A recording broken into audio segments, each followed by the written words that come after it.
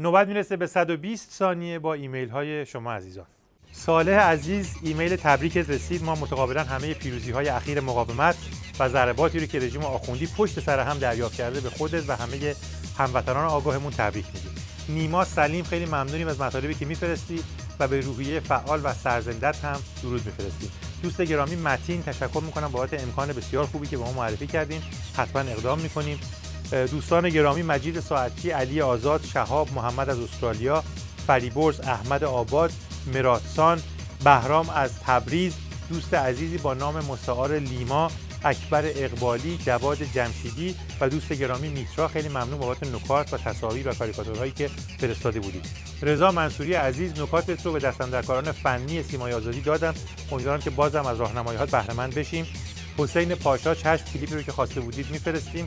دوست گرامی شیرین، مجموعه نکات و کاریکاتورها و مطالبتون رسید. اون ایمیل خاصتون رو هم دریافت کردیم. پیام رو به قسمت زیر دادید. محمد عزیز تصویر جالبی فرستاده تحت عنوان خری که به آرزویش رسید. علی نکویی، خیلی ممنون از تصویر جالبی که برامون فرستاده بودی، استفاده هم کردیم از اون. دوست عزیزم شاهین، با تشکر نکات تصحیحی رو که فرستاده بودی به دست دستاندرکاران رسوندیم. ابوالفضل هم باز تصاویر جالبی برامون فرستاده. امیر سعیدی عزیز با اشاره به عوامل رژیم آخوندی در خارج شعر کوتاهی نوشته که قسمتی از اون رو میخونم. با اجازت کمی هم تغییر و توضیح درش وارد کردم.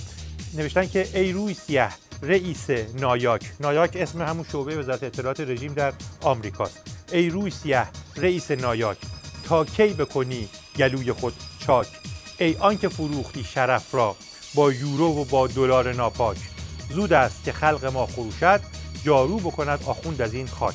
منم اضافه میکنم با اجازت امیر جان که حق گفتی امیر، مار میرد در روز سقوط و مرگ ضحاک.